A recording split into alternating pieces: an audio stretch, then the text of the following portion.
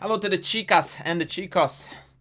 Welcome to a new video. Today we are going to appreciate the beauties performed by my students. This is my students rock, and today I'm coming at you with two Sicilian Najdorf games played by the same student in two very different fashions. One of them is going to be a tactical slaughterhouse, whereas the other one is going to be a Petrosian-like positional masterpiece. Without further ado, let's jump in, ladies and gents. Here is the real treat. A Sicilian Najdorf is on the menu. This game, it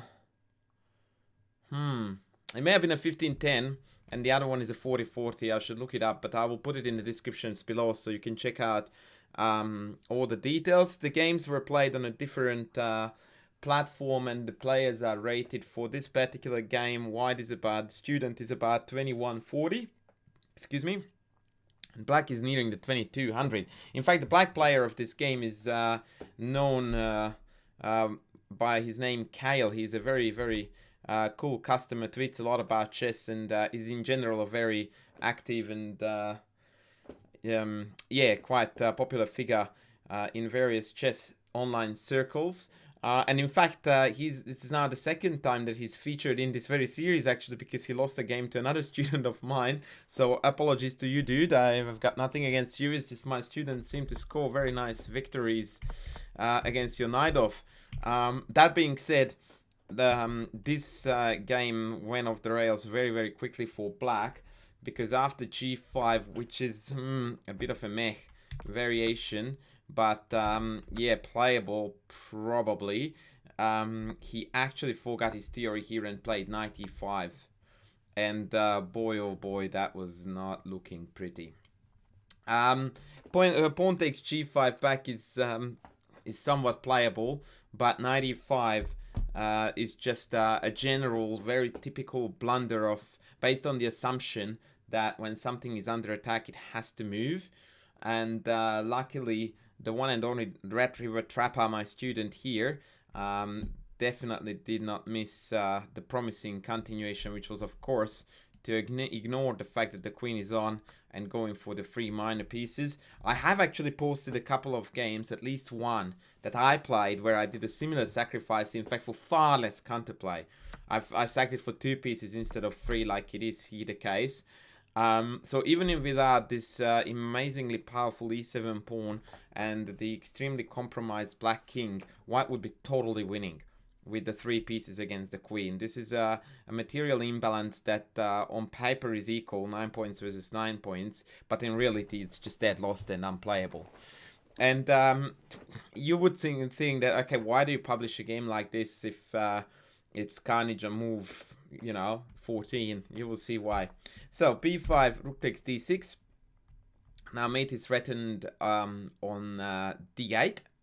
Bishop d7 was pretty much the only way to stop it. Knight e5. I really like the way how white is playing. So ever since he has found the time to strike and get ahead in the game, it's pedal to the metal. He just doesn't stop. Mate threat. Another threat on the d7 bishop. Now the rook defends. He eliminates the defender. He takes back.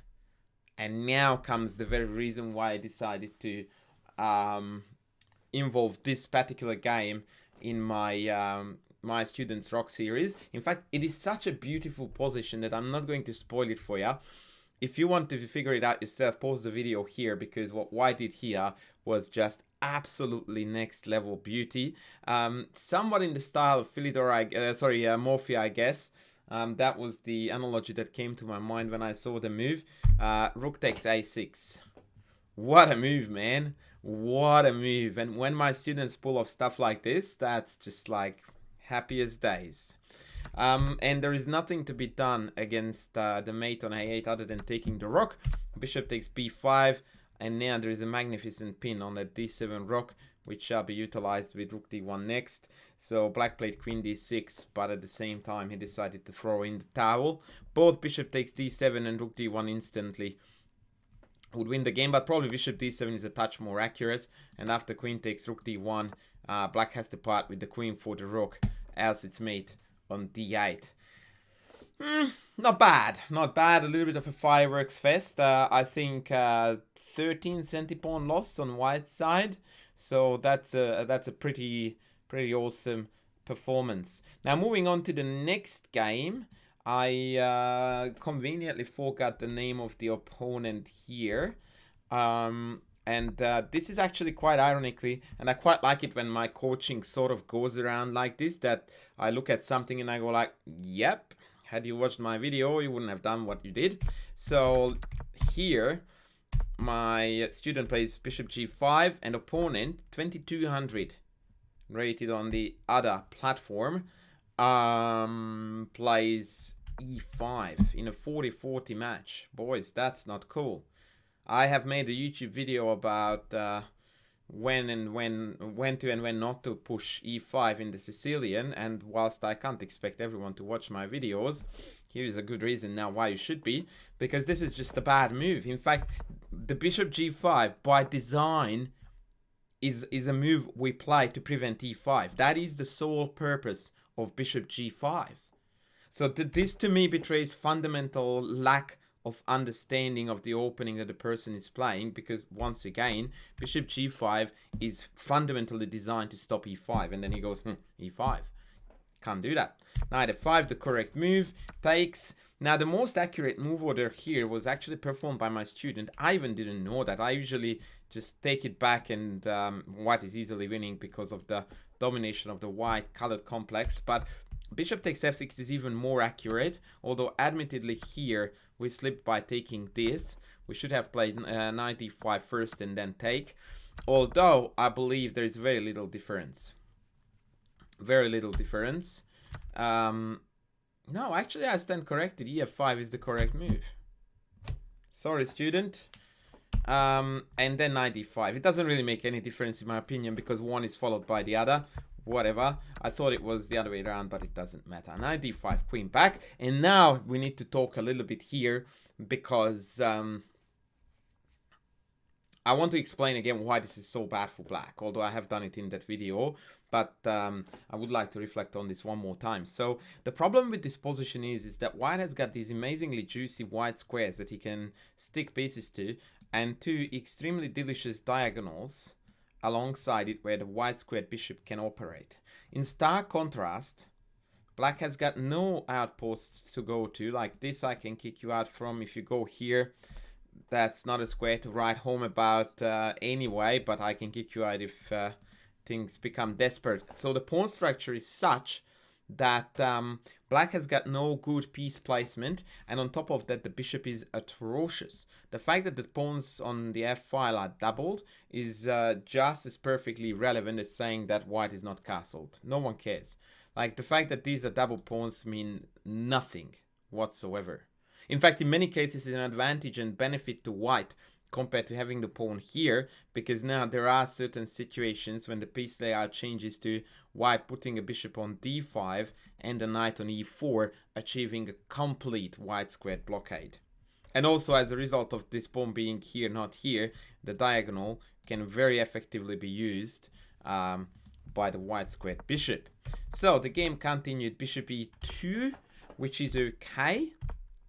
Bishop e7, queen d2. Now this is a bit of a mix. So in my opinion, if you want to castle kingside, then probably queen d2 is not really necessary.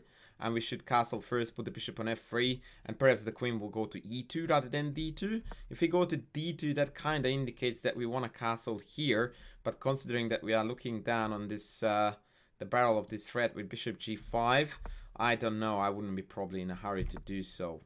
Castles, now it's okay.